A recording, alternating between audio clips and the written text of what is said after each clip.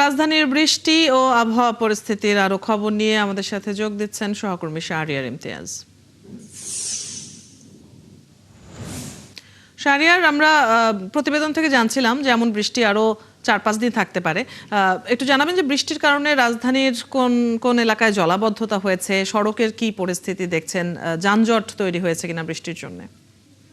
অদিতি, ধন্যবাদ। এখন কিন্তু বৃষ্টি থেমে গেছে বলা চলে। কিছুক্ষণ আগেও যেমন ঝিরঝির বৃষ্টি নামছিল, তবে সেই বৃষ্টি এখন নেই।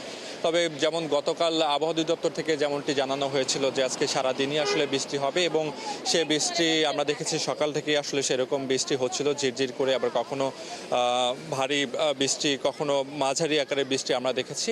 এবং এখন বৃষ্টি পুরোপুরি থেমে গিয়েছে। তবে স্বস্তির খবর বলতে যে এখন আপাতত অনেক রাজধানীবাসীর অনেকটাই ভোগান্তি কমে গিয়েছে, এবং আমরা পুরো রাজধানীতে ঘুরে যেমনটি চিত্র দেখেছি যে মিরপুর, বিশেষ করে মিরপুরের কথা যদি বলি, আগারগাঁওতে গিয়ে কিছু বৃষ্টি হলেও সেখানে যেমন জলাবদ্ধতা তৈরি হয়, তবে মূল সড়কে কিন্তু এবার এই আজকের বৃষ্টির পরে তেমন জলাবদ্ধতা তৈরি হয়নি।